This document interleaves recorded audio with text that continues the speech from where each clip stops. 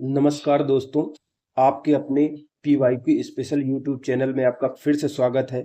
घटना चक्र की सीरीज जो कि सिविल सर्विसेज के लिए बहुत ही इम्पोर्टेंट होती है, उसका हम बायोलॉजी पढ़ रहे थे। विज्ञान वाली सीरीज का यानी विज्ञान वाली जो बुक है सामान्य विज्ञान, उसका हम पढ़ रहे थे बायोलॉजी। बायोलॉजी में जो पढ़ रहे थे, अब हम पढ़ने वाले थे पादप कार्य की, यानी पेड़ पौधों का जो बॉडी होती है वो कैसे फंक्शन करती है, कैसे काम करती है, उसके बारे में पढ़ रहे थे।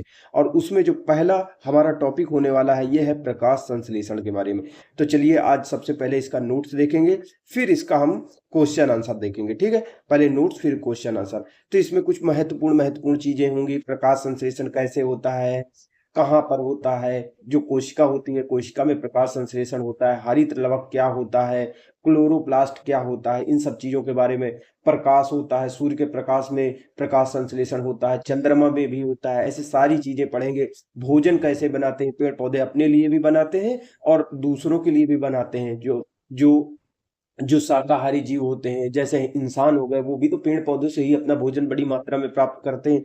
तो वो कैसे होता है, तो इस पूरा मोटा माटी तौर पर ये प्रकाश संश्लेषण के ऊपर ही केंद्रित ये पूरा चैप्टर है। तो चलिए हम पढ़ते हैं पहले नोट्स।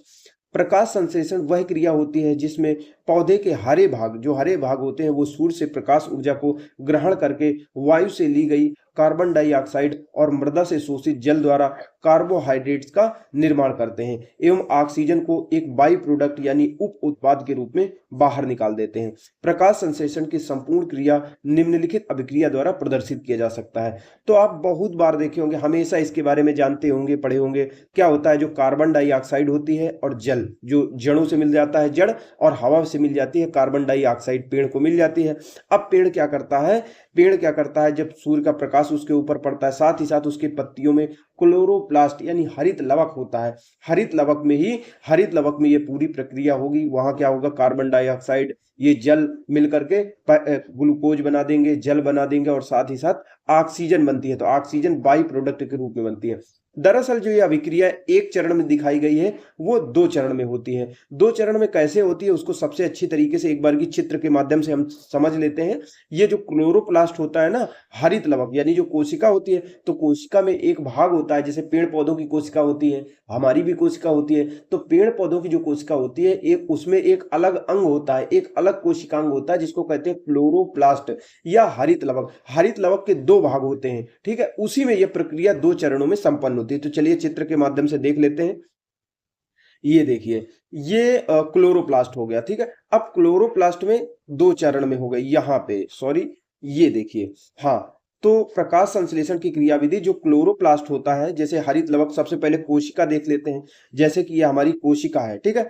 ये हो गई पादप कोशिका। पादप कोशिका में जैसे ये बाहर की कोशिका भित्ति हो जाती है, कोशिका झिल्ली हो जाती है अंदर। ये देखिए केंद्रक हो गया, ये रसधानी हो गई, ये सूत्र कणिका यानी माइटोकॉन्ड्रिया हो गई, सारी चीजें होती हैं इसमें। जो पौधों में यानी पेड़ पौधों की जो कोशिका होती है, इसमें सबसे महत्वपूर्ण जो चीज होती है वो क्या होता है, हरित लवक, यानी जिसकी वजह से पेड़ पौधे हरे हरे हमको दिखाई देते हैं। इसको हिंदी में हरित लवक और अंग्रेजी में क्लोरोप्लास्ट कहते हैं। इसी में जो प्रकाश संश्लेषण की क्रिया होती है, इसी में संपन्न होती है। ये जो क्लोरोप्लास्ट होता है, ये कुछ इस तरीके से दिखाई देता है कि अगर इसको सही तरीके से देखोगे तो ऐसे दिखाई देगा। इसमें ये ऐसे टिक्की नामा ऐसे हरा हरा दिखाई देता रहता है, इसको पर्णहरिम कहते हैं, ठीक है। और ये कुछ भाग होता है लिक्विड, यानी बटन की तरह हरी हरी भाग, यानी जो क्लोरोप्लास्ट दिखा रहे थे उसी को बड़ा करके हम दिखा रहे हैं। तो अंदर क्या होता है, देखो टिक्की की तरह ऐसे करके एक संरचनाएं होती है, उसको ग्रेनम कहा जाता है। और एक होता है लिक्विड फॉर्म में, तरल फॉर्म में। तो जो अभिक्रिया होती है दो चरणों में संपन्न होती है। पहली जो अभिक्रिया होती है वो कहाँ होती है, जो टिक्की जैसा साइज दिख रहा है यहाँ पर होती है। दूसरी अभिक्रिया होती है कहाँ पे, जो लिक्विड होता है स्ट्रोमा भाग में होती है। तो पहले चरण में क्या होता है, दूसरे चरण में क्या होता है, इसको अच्छी तरीके से समझ लेते हैं। दो चरणों में प्रक्रिया समझ लीजिए। ये हो गया लिक्विड वाला जो क्लोरोप्लास्ट हो गया है पूरा भाग, हरित लवक हो गया कोशिका का। ये इधर साइड वाली जो अभिक्रिया दिखाई गई है, ये तरल वाले लिक्विड वाले जगह में दिखाई गई, इधर जो बटन की जैसी आकृति दिख रही थी उसमें। अब देखिए ऊपर से ये सूरज आ रहा है, सूरज की इधर से रोशनी आई, ऐसे करके गिरी, ठीक है। सूरज की रोशनी गिरी, इसको जड़ों के माध्यम से पानी मिल गया। अब पानी मिल गया, ये क्लोरोफिल, हरी हरी जो संरचना है क्लोरोफिल है। अब क्या करेगा, सबसे पहले जो पहला चरण होगा उसमें पानी टूटेगा। दूसरे चरण में कार्बन डाइऑक्साइड से क्या बनेगी, कार्बन डाइऑक्साइड से ग्लूकोज बनेगा, यानी भोजन बनाने का काम होगा। तो जो दो चरण होते हैं, दो चरणों में से जो पहला चरण होता है, पहले चरण में जल का अपघटन होता है, जल टूटता है। जल टूटता है और जल टूट करके, देखिए यहाँ पे दिया हुआ है, जल को टूट करके क्या बनता है, पहले चरण में जल टूटता है और ऑक्सीजन का निर्माण होता है। यानी जो इलेक्ट्रॉन ऊपर से आ रहे होते हैं, जो प्रकाश में ऊर्जा आ रही होती है, उसकी वजह से जल अपघटन हो जाता है और जल से ऑक्सीजन अलग हो जाती है, जल के अणु टूट जाते हैं। अब फिर क्या होता है, जल के अणु तो टूट गए, तो ऑक्सीजन तो निकली, लेकिन एक बड़ी मात्रा में ऊर्जा निकलती है। ऊर्जा किस रूप में निकलती है, एटीपी के रूप में और एनएडीपीएच के रूप में। यानी जब पहले चरण में यानी क्लोरोफिल में पहली चीज ये होती है, जो हरित लवक है, ये बटन जैसी संरचना दिख रही है, यहां से सूर्य का प्रकाश आया, सबसे पहले इस चरण में जल टूट गया सूर्य के प्रकाश की वजह से, गर्मी की वजह से, वह उसमें आने वाले इलेक्ट्रॉनों के द्वारा। इसमें क्या हुआ, क्या बना, जल टूट करके ऑक्सीजन बना, साथ ही साथ एटीपी के रूप में ऊर्जा बनी, और साथ ही साथ किसके रूप में, NADPH, ये ऊर्जा बनी। ये ऊर्जा के दो रूप होते हैं, ये ऊर्जा बन गई। अब सोचिए, ये जो ऊर्जा बन गई, ये ऊर्जा बनी कि नहीं बनी पहले चरण में। अब यही ऊर्जा दूसरे चरण में ईंधन के रूप में काम करेगी, और कार्बन डाइऑक्साइड जो हमको बाहर से, बाहरी वायुमंडल से देखिए मिल रही है, वो इस चरण में क्या करेगी, जो ये ऊर्जा है ना, ऊर्जा कार्बन डाइऑक्साइड जो है को ऊर्जा जो है यहां से आई हुई है, वो किस में बदल देगी, वो ग्लूकोज में बदल देगी। ठीक है, तो इस चरण में प्रकाश की उपस्थिति की आवश्यकता होती है। जो पहला चरण होता है उसमें प्रकाश की जरूरत होती है, दूसरे चरण में प्रकाश की कोई जरूरत नहीं होती। यानी पौधे जैसे दिन में सूर्य के प्रकाश को ले लेते हैं, प्रकाश को लेने के बाद में जल का अपघटन कर देते हैं और ऊर्जा को संग्रहित कर लेते हैं। फिर रात में या किसी भी समय, दिन में क्या होता है, स्ट्रोमा, जो हरित लवक या हरित लवक कहें या क्लोरोप्लास्ट कहें, जो पौधे का जो कोशिका का एक भाग होता है, उसका एक भाग होता है स्ट्रोमा, यानी लिक्विड वाला फॉर्म होता है। वहां पे एक होता है कार्बन डाइऑक्साइड होती है, और कार्बन डाइऑक्साइड को क्या कहते हैं, ग्लूकोज में बदल देती है, यही जो ऊर्जा रहती है। तो इसको क्या कहते हैं, केल्विन चक्र कहा जाता है। इसमें प्रकाश की जरूरत नहीं होती है। ठीक है, तो ये होता है, इस तरह से प्रकाश संश्लेषण की क्रिया दो चरणों में संपन्न होती है। फाइनली क्या होता है, देखिए यहाँ पे ग्लूकोज बन जाता है। ये प्रकाश स्वतंत्र प्रतिक्रिया होती है या विक्रिया होती है, यानी इस चक्र में, यानी प्रकाश संश्लेषण की दो चरण है। दूसरे चक्र में प्रकाश की जरूरत नहीं है। प्रकाश निर्भर जो प्रतिक्रियाएं कहें या प्रकाश पर निर्भर जो अभिक्रिया होती है, वो पहली अभिक्रिया होती है। तो इस प्रकार से हमने देख लिया कि प्रकाश संश्लेषण के दो चरण होते हैं, और सामान्य रूप से प्रकाश संश्लेषण को हम ऐसे लिख सकते हैं। कैसे लिख सकते हैं, तो चलिए देखते हैं। कार्बन डाइऑक्साइड हो गई, जल हो गई, जल मिल गया जमीन से, कार्बन डाइऑक्साइड वायुमंडल से, प्रकाश मिल गया सूरज से, पर्णहरिम था पत्ते में। पत्ते में क्या था, पत्ते में यानी कहने का मतलब है जो पत्ते की कोशिका थी या कहे पेड़ की कोशिका थी, उसमें एक विशेष भाग था पर्णहरिम। उसमें पर्णहरिम में क्या हुआ, दो भाग थे, एक भाग था स्ट्रोमा और दूसरा भाग था पर्णहरिम, मैग्नीज जैसा, मतलब बटन जैसी संरचना थी, हमने देखा। तो वहीं पे पहले भाग में ऑक्सीजन बन जाएगी और दूसरे भाग में जो ग्लूकोज होता है वो बनता है, साथ ही जल का निर्माण होता है। तो इस तरह से यह विक्रिया होती है। आगे बढ़ते हैं। पृथ्वी पर कुल प्रकाश संश्लेषण का लगभग 90% भाग जो होता है वो जलीय पौधे और शैवाल द्वारा किया जाता है। यानी हम जानते हैं कि हमारी पृथ्वी पर जल कितना पाया जाता है, 70% भाग हमारी पृथ्वी पर जल ही पाया जाता है। जल समुद्रों के रूप में भी पाया जाता है और नदी नालों के रूप में और झील के रूप में भी पाया जाता है। तो सबसे ज्यादा जो प्रकाश संश्लेषण होता है वो जलीय भाग में ही होता है। जलीय भाग में पौधे और शैवालों द्वारा किया जाता है। इसमें से जो जलीय भाग में होता है 80 से 85% भाग जो होता है प्रकाश संश्लेषण, वो होता है समुद्र में, वो भी शैवालों द्वारा होता है। बचा 5 से 10% भाग वो जैसे हमारे नदी होते हैं, पोखर होते हैं, तालाब होते हैं, इनमें होता है।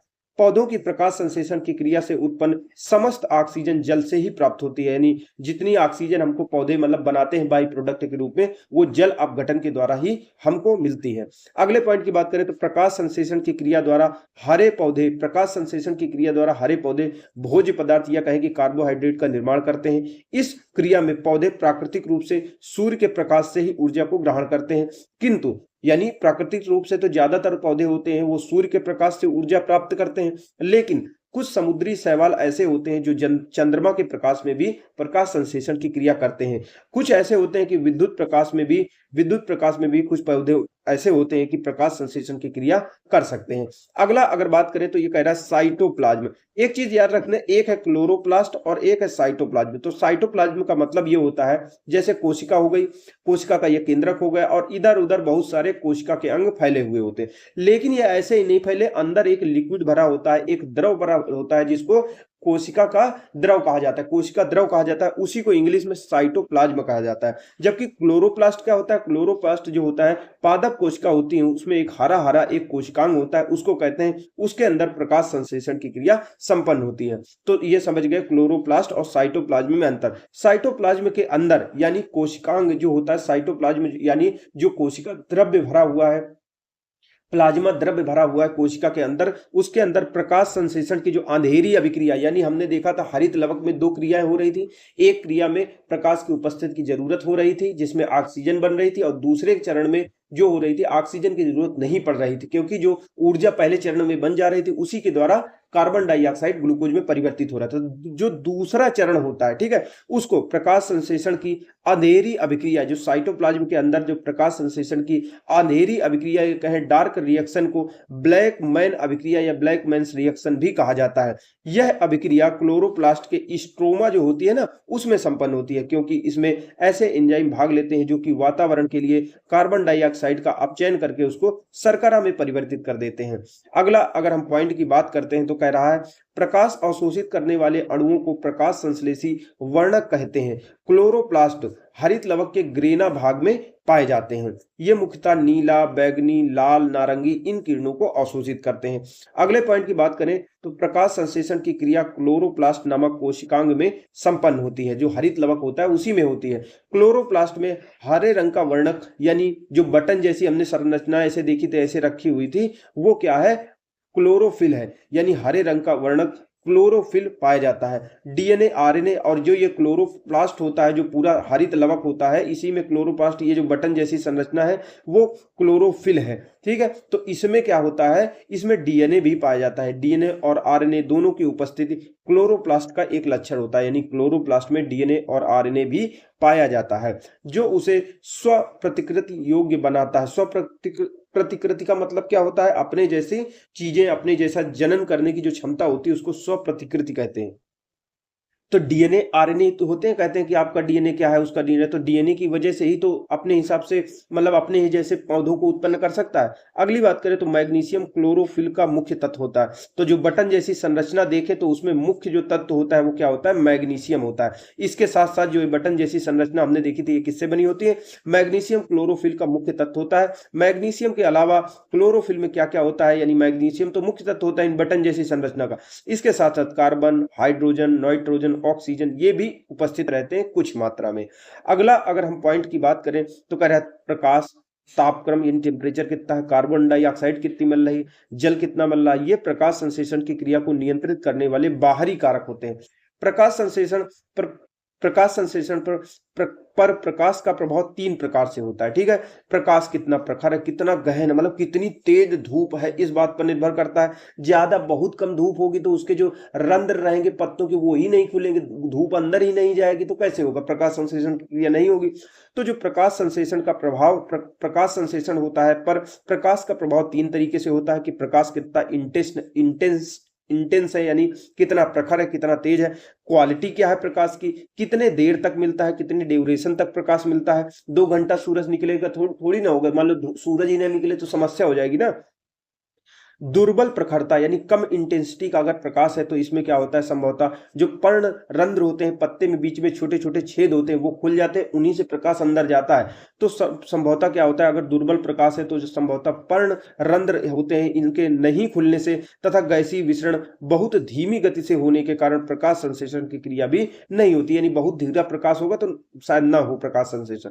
जैसे जैसे प्रकाश की तीव्रता बढ़ती जाती है प्रकाश संश्लेषण की क्रिया आरंभ हो जाती है तथा गति प्राप्त करती है। विभिन्न जो अब देखिए प्रकाश आ रहा है, तो प्रकाश में जो अलग अलग रंग के प्रकाश होंगे तो उनकी भी कम, किसी की क्षमता होगी प्रकाश संश्लेषण करने की, किसी की ज्यादा होगी। तो जो नीला प्रकाश होता है वो ज्यादा मात्रा में अवशोषित होता है, लेकिन मात्रा के आधार पर देखा जाए, क्वालिटी के हिसाब से देखा जाए तो नीला प्रकाश अच्छा होता है, लेकिन मात्रा के आधार पर देखें तो सबसे ज्यादा जो प्रकाश संश्लेषण होता है वो लाल प्रकाश के द्वारा होता है। तो विभिन्न तरंग दैर्ध्यों के प्रभाव के संबंध में अगर बात करें तो अधिकतम प्रकाश संश्लेषण लाल रंग के प्रकाश में होता है, द्वितीयक होता है अधिकतम किसमें होता है, नीले रंग के प्रकाश में पाया जाता है। हालांकि पर्णहरित लाल प्रकाश की अपेक्षा नीला प्रकाश अधिक अवशोषित करता है। जो पर्णहरित होता है ना क्लोरोप्लास्ट, वो नीले प्रकाश को अधिक अवशोषित करता है, यानी नीले प्रकाश की क्वालिटी अच्छी है, परंतु प्रकाश संश्लेषण में सर्वाधिक प्रयोग लाल रंग का ही होता है।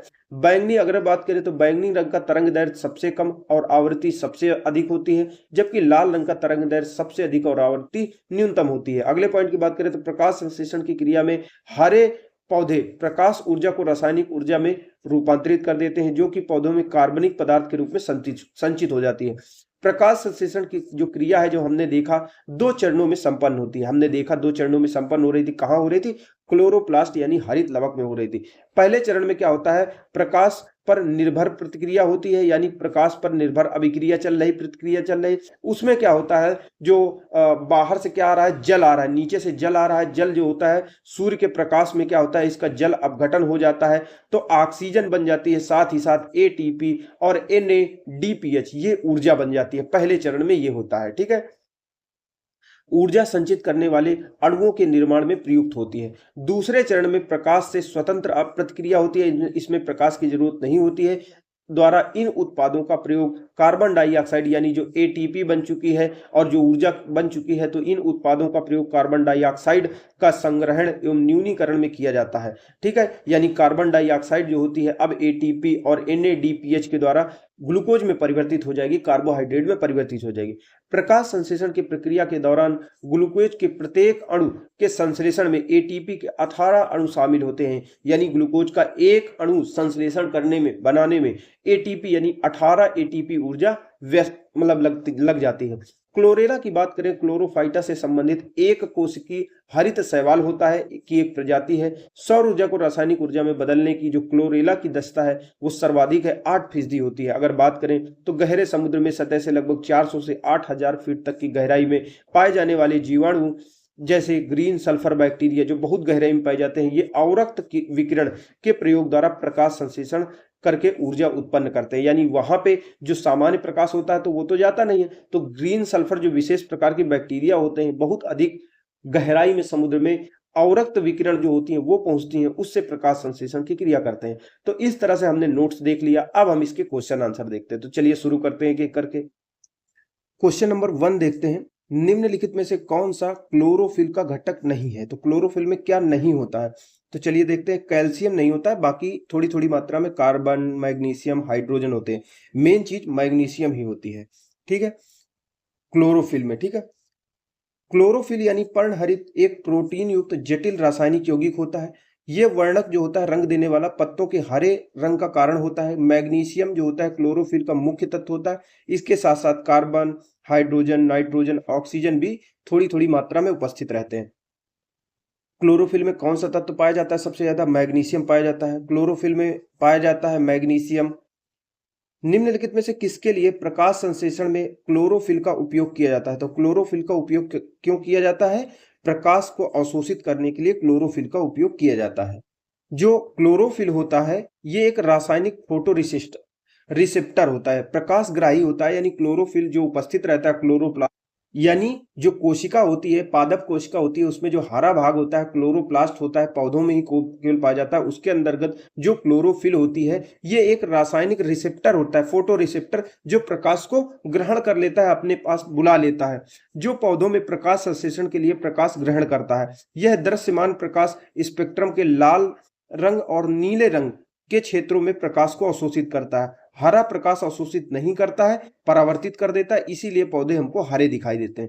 5वां नंबर, निम्नलिखित में से कौन सा क्लोरोप्लास्ट का एक लक्षण है जो उसे स्वप्रतिकृति के योग्य बनाता है। तो क्लोरोप्लास्ट में डीएनए आरएनए पाए जाते हैं जो उसको स्वप्रतिकृति यानी कि अपनी जैसी प्रतिकृति बनाने में मदद करते हैं। डीएनए की वजह से ही तो संतानें पैदा होती हैं, तो पेड़ पौधे भी पैदा होते हैं।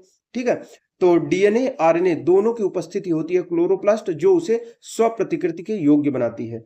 ठीक है, विदित हो कि क्लोरोप्लास्ट सभी हरे पादप कोशिकाओं के कोशिका द्रव्य में पाए जाते हैं और इसमें दोहरी झिल्ली होती है। अगला बात करें साइटोप्लाज्म। साइटोप्लाज्म का मतलब होता है जैसे ये कोशिका हो गई, कोशिका में केंद्रक हो गया, तो आसपास जो द्रव्य भरा हुआ है उसको साइटोप्लाज्म कहते हैं। साइटोप्लाज्म के अंदर प्रकाश संश्लेषण की अंधेरी अभिक्रिया का वास्तविक स्थल कहाँ होता है? तो अंधेरी अभिक्रिया क्या होती है? जो क्लोरोप्लास्ट होता है उसमें अंधेरी अभिक्रिया यानी प्रकाश की जरूरत नहीं कहाँ होती है? स्ट्रोमा वाले यानी द्वितीय जो चरण चल रहा होता है प्रकाश संश्लेषण का स्ट्रोमा में, वहां पे एक होता है ग्रेनम, ग्रेनम होता है टिक्की की जैसी संरचना ऐसे ऐसे बनी होती है, और स्ट्रोमा होता है लिक्विड वाला पार्ट। तो जहां प्रकाश की जरूरत नहीं होती वो कौन सा भाग होता है? स्ट्रोमा होता है। ठीक है, वही बात यहाँ पे कही जा रही है। अगला बात करें तो साइटोप्लाज्म यानी कोशिका द्रव्य जो होता है उसके अंतर्गत प्रकाश संश्लेषण की अंधेरी अभिक्रिया या कहें डार्क रिएक्शन को ब्लैक मैन रिएक्शन भी कहा जाता है। यह क्रिया क्लोरोप्लास्ट के स्ट्रोमा में संपन्न होती है क्योंकि इसमें ऐसे एंजाइम भाग लेते हैं जो कि वातावरण की कार्बन डाइऑक्साइड का अपचयन करके उसे शर्करा में यानी ग्लूकोज में परिवर्तित कर देते हैं। प्रकाश संश्लेषण का उप उत्पाद होता है ऑक्सीजन, यानी ऑक्सीजन सोचो बेकार है, बाई प्रोडक्ट होता है। यह अभिक्रिया दिया हुआ है, बार बार वही नहीं पढ़ेंगे। ऑक्सीजन जो प्रकाश संश्लेषण से उत्पन्न होती है वो कहां से आती है? वो जल से आती है। पूरी की पूरी ऑक्सीजन जल से ही आती है। ठीक है, 9वां नंबर क्वेश्चन कह रहा है हरे पौधे में प्रकाश संश्लेषण की क्रिया में क्या होता है? तो हरे पौधे में प्रकाश संश्लेषण की क्रिया में कार्बन डाइऑक्साइड ली जाती है और ऑक्सीजन छोड़ी जाती है। ये होता है। ग्लूकोज का सूत्र क्या होता है? तो ग्लूकोज का C6H12O6 होता है। ग्लूकोज एक सरल कार्बोहाइड्रेट है। रासायनिक सूत्र C6H12O6 होता है। ये जल, एसिटिक अम्ल तथा अन्य कई विलायकों में घुलनशील होता है, स्वाद में मीठा होता है, यानी ग्लूकोज स्वाद में मीठा होता है।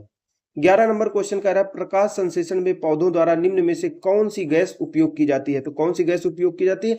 कार्बन डाइऑक्साइड प्रकाश संश्लेषण में उपयोग की जाती है। ठीक है, अगले क्वेश्चन को देखते हैं। प्रकाश संश्लेषण के दौरान हरे पौधे अवशोषित करते हैं। क्या अवशोषित करते हैं? कार्बन डाइऑक्साइड अवशोषित करते हैं और ऑक्सीजन को उत्सर्जित करते हैं। 13वां निम्नलिखित गैसों में से कौन प्रकाश संश्लेषण प्रक्रिया के लिए आवश्यक होती है? तो कौन सी गैस आवश्यक होती है? Carbon dioxide. प्रकाश संश्लेषण प्रक्रिया के लिए निम्नलिखित में से किसकी उपस्थिति आवश्यक नहीं है? तो किसकी जरूरत नहीं होती है? ऑक्सीजन की जरूरत नहीं होती है। पौधों द्वारा ली गई विकीर्ण ऊर्जा जो ली जाती है निम्न परिणाम देती है। क्या देती है? जल का अपघटन करती है, जल का प्रकाश अपघटन करती है। तो चलिए देखते हैं, वही जो कहा जा रहा है, जो प्रकाश लिया जाता है उसमें जो प्रकाश संश्लेषण की जो दो घटकों में होती है क्रिया, मतलब कि प्रकाश संश्लेषण की क्रिया, तो उसमें जो पहला चरण होता है उसमें क्या होती है? जो ऊर्जा ली जाती है सूर्य के द्वारा वो जल का अपघटन कर देती है और उससे क्या बना देती है? ऑक्सीजन बना देती है प्लस एटीपी ऊर्जा और NADPH ऐसे करके ऊर्जा बना देती है, यानी ऊर्जा बना देती है। यही दूसरे चरण में कार्बन डाइऑक्साइड से ग्लूकोज बनाने का काम करता है। ठीक है, तो ये हो गया। चलिए व्याख्या देख लेते हैं। पौधों द्वारा ली गई विकीर्ण ऊर्जा यानी सूरज से आने वाली जो रेडिएंट एनर्जी होती है इसका परिणाम क्या होता है? जल का प्रकाशिकी अपघटन यानी जल अपघटन, फोटोसिंथेसिस ऑफ वाटर होता है, जिससे जल के अणु टूट करके हाइड्रोजन और ऑक्सीजन के गैस बनाते हैं। इसमें हाइड्रोजन आयन इलेक्ट्रॉन वाहक का कार्य करता है। जल का प्रकाशिकी अपघटन प्रकाश क्रम में संपन्न होता है। अगला बात करें 16। पृथ्वी पर अधिकांश ऑक्सीजन उत्पादित होती है शैवालों द्वारा, और वो भी किसके शैवालों द्वारा? जो समुद्र में रहते हैं शैवाल। ज्यादातर जो ऑक्सीजन उत्पादित होती है करीब 90% वो जलीय भाग से उत्पन्न होती है। जलीय जो पौधे होते हैं, शैवाल होते हैं, और 80 से 85% वे शैवाल जो कि समुद्र में रहते हैं। 5 से 10% वे शैवाल, वे वनस्पतियां जो नदी में, तालाब में, पोखर में, उनमें रहती हैं। हरे पौधों द्वारा प्रकाश संश्लेषण की क्रिया में कार्बन डाइऑक्साइड का अवशोषण और कार्बोहाइड्रेट और ऑक्सीजन का उत्पादन होता है। 17 प्रकाश संश्लेषण होता है दिन और रात में दोनों होता है, क्योंकि कुछ ऐसे पौधे होते हैं, कुछ ऐसे शैवाल होते हैं, पौधे होते हैं, वनस्पतियां होती हैं जो रात में चंद्रमा के प्रकाश में भी प्रकाश संश्लेषण कर सकती हैं। प्रकाश संश्लेषण ये बनता है, किंतु क्या होता है? प्राकृतिक रूप से पौधे सूर्य के प्रकाश से ही ऊर्जा ग्रहण करते हैं, किंतु कुछ समुद्री शैवाल चंद्रमा के प्रकाश में यह क्रिया कर सकते हैं। इसके साथ साथ विद्युत प्रकाश अगर बहुत तेज है तो उसमें भी पौधों में प्रकाश संश्लेषण की क्रिया हो सकती है या होती है। पौधे व पेड़ खाना तैयार करने की प्रक्रिया क्या कहलाती है? फोटोसिंथेसिस कहलाती है। ठीक है, वह क्रिया जिसके द्वारा पौधे अपना भोजन तैयार करते हैं। प्रकाश संश्लेषण, प्रकाश संश्लेषण होता है कहाँ होता है? क्लोरोप्लास्ट में होता है, क्लोरोप्लास्ट में ही होता है। यहीं पे क्लोरोप्लास्ट में हरे रंग का वर्णक होता है, क्लोरोफिल होता है, वहीं पे ये क्रिया चलती है। 21 नंबर, प्रकाश के निम्नलिखित प्रकारों में से किनका पौधों द्वारा तीव्र अवशोषण होता है? तो तीव्र अवशोषण होता है, नीले और लाल का तीव्र अवशोषण किया जाता है। क्लोरोफिल जो होता है इसका रंग हरा होता है, लेकिन यह सूर्य के विद्युत चुंबकीय स्पेक्ट्रम में उपस्थित नीले और लाल रंग को अवशोषण तीव्रता से करता है, हरे का नहीं करता, हरा परिवर्तित हो जाता है, इसीलिए पौधे हमको हरे दिखाई देते हैं। 22 नंबर, क्लोरोफिल सूर्य के प्रकाश के तरंग दैर्ध्य को अवशोषित करता है। किस तरंग दैर्ध्य के प्रकाश को अवशोषित करता है? लाल और नीले रंग के प्रकाश के तरंग दैर्ध्य को अपनी ओर आकर्षित करता है। जो लाल रंग का तरंग दैर्ध्य होता है ये लंबी तरंग दैर्ध्य होती है, नीले रंग का तरंग दैर्ध्य होता है ये लघु तरंग दैर्ध्य होती है, लेकिन आवृत्ति इसकी ज्यादा होती है और आवृत्ति इसकी कम होती है। ठीक है, क्लोरोफिल क्या है? एक प्राकृतिक प्रकाशग्राही है, ये फोटो रिसेप्टर के रूप में काम करता है, प्रकाश को ग्रहण कर लेता है और इसी प्रकाश की उपस्थिति में ये क्रिया हो जाती है। प्रकाश संश्लेषण हेतु सर्वाधिक क्रियाशील प्रकाश कौन सा होता है? तो सबसे ज्यादा क्रियाशील होता है लाल प्रकाश होता है, सबसे ज्यादा इसी में होता है। ठीक है, व्याख्या देख लेते हैं। ऊपर तो वही दिया, यहां से दिया विभिन्न तरंग दैर्ध्यों के प्रभाव के संबंध में अगर देखें तो अधिकतम प्रकाश संश्लेषण होता है लाल प्रकाश के द्वारा, दूसरे नंबर पर नीले प्रकाश के द्वारा पाया जाता है। हालांकि पर्णहरिम लाल प्रकाश की अपेक्षा नीला प्रकाश अधिक अवशोषित करता है, परंतु प्रकाश संश्लेषण में सर्वाधिक प्रयोग क्या होता है? लाल ही होता है। 24 नंबर, प्रकाश संश्लेषण में कौन सा प्रकाश सबसे अधिक प्रभावकारी होता है? तो प्रभावकारी लाल होता है, लेकिन जो पर्णहरिम होता है, पर्णहरित होता है, वो किसको अवशोषित करता है? वो नीले को करता है। 25 नंबर, प्रकाश संश्लेषण में सूर्य के प्रकाश की कौन सी रश्मियों का पर्णहरित द्वारा सर्वाधिक उपयोग किया जाता है? यहाँ पर्णहरित की बात हो रही है तो यहाँ पे लाल हो जाएगा। चलिए यहाँ भी लाल दिया है, ठीक है, देख लीजिए इसमें लाल और नीला दिया है तो ये समझिए कि नीले का कर्ता जरूर है, लेकिन जब आ जाए कि सबसे ज्यादा किसके द्वारा किया जाता है तो लाल ही हो जाएगा। कृत्रिम प्रकाश, कृत्रिम प्रकाश प्रकाश संश्लेषण का कारण हो सकता है। तेज बल्ब लगा दो तो हो सकता है उसमें प्रकाश संश्लेषण हो जाए। बल्ब आदि के तीव्र प्रकाश में, कृत्रिम प्रकाश में प्रकाश संश्लेषण की क्रिया होती है या हो सकती है। ठीक है, अगला अगर हम पॉइंट की बात करें तो निम्नांकित ऊर्जा रूपांतरणों में से किसके द्वारा प्रकाश संश्लेषण की क्रिया संपादित होती है? तो प्रकाश संश्लेषण की क्रिया प्रकाश से रासायनिक ऊर्जा में परिवर्तित होती है। ठीक है, ये होता है, ये सूत्र उसका बार बार दिया हुआ है। 28 नंबर, प्रकाश संश्लेषण की प्रक्रिया में एटीपी के कितने अणु ग्लूकोज के प्रत्येक अणु के संश्लेषण में शामिल रहते हैं? तो 18 अणु, एटीपी के जो 18 अणु होते हैं ये मिलकर के ग्लूकोज के एक अणु को बनाते हैं। ठीक है, प्रकाश संश्लेषण की प्रक्रिया के दौरान ग्लूकोज के प्रत्येक अणु के संश्लेषण में निर्माण में एटीपी के 18 अणु शामिल होते हैं। सौर 29 नंबर, सौर ऊर्जा एटीपी में बदलती है। कहां पे एटीपी में बदलती है? तो जो क्लोरोप्लास्ट होता है, क्लोरोप्लास्ट का एक भाग होता है ग्रेनम, एक भाग होता है दूसरा, दो भाग होते हैं क्लोरोप्लास्ट के, नाम नहीं याद रहा। तो जो पहला भाग होता है क्लोरोप्लास्ट में, उसमें एटीपी में बदलती है। व्याख्या देखते हैं। क्लोरोप्लास्ट में सौर ऊर्जा एटीपी में बदलती है। प्लास्ट क्या होता है? पादप कोशिका का एक अंग होता है। इसमें पर्णहरित या क्लोरोफिल नामक एक प्रोटीन युक्त जटिल रासायनिक यौगिक पाया जाता है। यह वर्णक पत्तों के हरे रंग का कारण होता है और यहीं पे सौर ऊर्जा एटीपी में बदलती है। 30 नंबर, प्रकाश ऊर्जा का रासायनिक ऊर्जा में रूपांतरण निम्नवत होगा। किसके द्वारा होगा? प्रकाश संश्लेषण की क्रिया द्वारा होता है। ठीक है, हरे पौधों द्वारा प्रकाश संश्लेषण की प्रक्रिया में प्रयुक्त सौर ऊर्जा का रूपांतरण किस रूप में होता है? तो सौर ऊर्जा जो होती है वो रासायनिक ऊर्जा या रसों के रूप में इकट्ठा हो जाती है। प्रकाश संश्लेषण में क्या होता है? प्रकाश संश्लेषण में सौर ऊर्जा स्थितिज ऊर्जा यानी रासायनिक ऊर्जा में परिवर्तित हो जाती है। ठीक है, रासायनिक ऊर्जा संग्रहित हो जाती है, संग्रहित होकर स्थित हो जाती है। 33 नंबर क्वेश्चन कह रहा है निम्नलिखित में से कौन सा एक प्रक्रम, एक प्रोसेस प्रकाश संश्लेषण में सम्मिलित है? प्राप्यतम ऊर्जा, जो ऊर्जा प्राप्त होती है, स्थितिज ऊर्जा में परिवर्तित होती है और संचित हो जाती है। यही बात सही है, फिर वही बात लिखी हुई है। ठीक है, जो रासायनिक ऊर्जा होती है संश्लेषित होती है। रासायनिक ऊर्जा एक प्रकार की स्थितिज ऊर्जा होती है जो परमाणुओं और अणुओं के मध्य जो बॉन्ड होते हैं इनमें संचित होती है। प्रकाश संश्लेषण की क्रिया दो चरणों में संपन्न होती है। पहले चरण में प्रकाश की जरूरत होती है, ठीक है। और इसमें क्या होता है, ऑक्सीजन बनती है, साथ ही साथ एटीपी और NADPH के रूप में ऊर्जा बनती है। ठीक है, ये अणु बन जाते हैं, इनका निर्माण हो जाता है। दूसरे चरण में प्रकाश की जरूरत नहीं होती है, प्रकाश से स्वतंत्र प्रतिक्रिया कहते हैं इसके द्वारा। इन उत्पादों का प्रयोग जो एटीपी और ये बनी है, इसके द्वारा कार्बन डाइऑक्साइड का प्रयोग करके क्या होता है, अब कार्बन डाइऑक्साइड ग्लूकोज के रूप में संग्रहित और बन जाती है, यानी बना देते हैं। 34 नंबर, निम्नलिखित में से कौन अधिकतम कुशलता पूर्वक सौर ऊर्जा को रासायनिक ऊर्जा में परिवर्तित करता है? तो सबसे ज्यादा अधिकतम मात्रा में क्लोरेला होता है, यही करता है। क्लोरेला अधिक से अधिक कुशलता पूर्वक सौर ऊर्जा को रासायनिक ऊर्जा में परिवर्तित करता है। क्लोरेला क्लोरोफाइटा से संबंधित एक कोश की हरित शैवाल होता है। ठीक है, सौर ऊर्जा को रासायनिक ऊर्जा में बदलने की क्लोरेला की जो दक्षता है वो 8% होती है। 35 नंबर, निम्नलिखित में से कौन सा पौधों की जड़ों का काम नहीं होता? तो प्रकाश संश्लेषण जड़ों का थोड़ी काम होता है।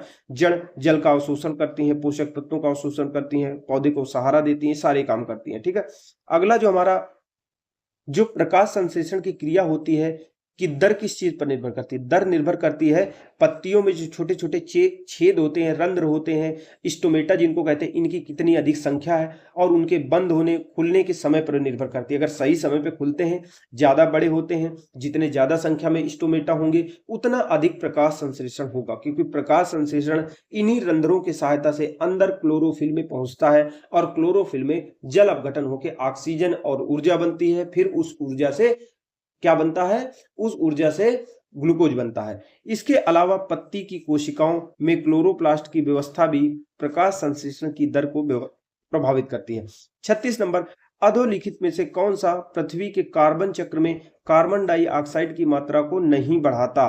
तो प्रकाश संश्लेषण कार्बन डाइऑक्साइड की मात्रा को बढ़ाता नहीं है बल्कि घटा देता है, क्योंकि कार्बन डाइऑक्साइड प्रकाश संश्लेषण की क्रिया में पौधे कार्बन डाइऑक्साइड को ग्रहण करते हैं और उसको ग्लूकोज में परिवर्तित कर देते हैं। अगले अगर पॉइंट की बात करें, रात के समय ये सलाह दी जाती है कि पेड़ की चीजें ना सोएं, क्योंकि होता क्या है, जो पेड़ पौधे होते हैं दिन के समय प्रकाश संश्लेषण होता है तो ऑक्सीजन बनाते रहते हैं, बराबर बनाते रहते हैं, लेकिन रात के समय में प्रकाश है नहीं, प्रकाश संश्लेषण हो नहीं रहा, तो ज्यादातर पौधे, ये कहें सब पौधे क्या होते हैं, प्रकाश संश्लेषण नहीं करते हैं और ऑक्सीजन नहीं बनाते हैं, उल्टे कार्बन डाइऑक्साइड निकालते हैं। इसी वजह से कहा जाता है कि रात के समय पेड़ के नीचे न सो, यानी कार्बन डाइऑक्साइड को मुक्त करते हैं। दिन में सूर्य के प्रकाश की उपस्थिति में पौधे श्वसन की क्रिया में कार्बन डाइऑक्साइड ग्रहण करते हैं, ऑक्सीजन छोड़ते हैं, लेकिन रात में क्या होता है, इसके विपरीत हो जाता है, वो ऑक्सीजन ग्रहण करते हैं और कार्बन डाइऑक्साइड को मुक्त करते हैं। इस प्रकार रात में पेड़ के नीचे कार्बन डाइऑक्साइड अधिक होती है, घुटन इससे महसूस हो सकती है, इसलिए सोना नहीं चाहिए नीचे। 38 नंबर, रात्रि में पेड़ के नीचे सोना हानिकारक होता है, क्यों? क्योंकि पेड़ क्या छोड़ते हैं, कार्बन डाइऑक्साइड छोड़ते हैं। ठीक है, वही चीज कहा जा रहा है यहाँ पे। सूर्य के प्रकाश के अदृश्य भाग से प्रकाश संश्लेषण किसके द्वारा किया जाता है? तो जो बैक्टीरिया होते हैं, जो समुद्र के बहुत ज्यादा नीचे होते हैं और वहां पे जो प्रकाश होता है वो नहीं पहुंच पाता है, तो जो प्रकाश का वह भाग जो दिखाई नहीं देता है, अदृश्य होता है, उसके द्वारा प्रकाश संश्लेषण किया जाता है। गहरे समुद्र में सतह से लगभग 400 से 8000 फीट की गहराई में पाए जाने वाले जीवाणु जैसे ग्रीन सल्फर बैक्टीरिया अवरक्त विकिरण के प्रयोग द्वारा प्रकाश संश्लेषण करके ऊर्जा उत्पन्न करते हैं। तो इस प्रकार से हमने देखा जो पादपों की यानी पेड़ पौधों की फंक्शन से संबंधित, कार्यकी से संबंधित जो पहला हमारा टॉपिक है प्रकाश संश्लेषण, वो खत्म हो चुका है। अब हम अपना दूसरा टॉपिक अगले वीडियो में पढ़ेंगे, पादप पोषण। तो चलिए मिलते हैं अपने अगले वीडियो में। धन्यवाद, नमस्कार, मिलते हैं अपने अगले वीडियो में।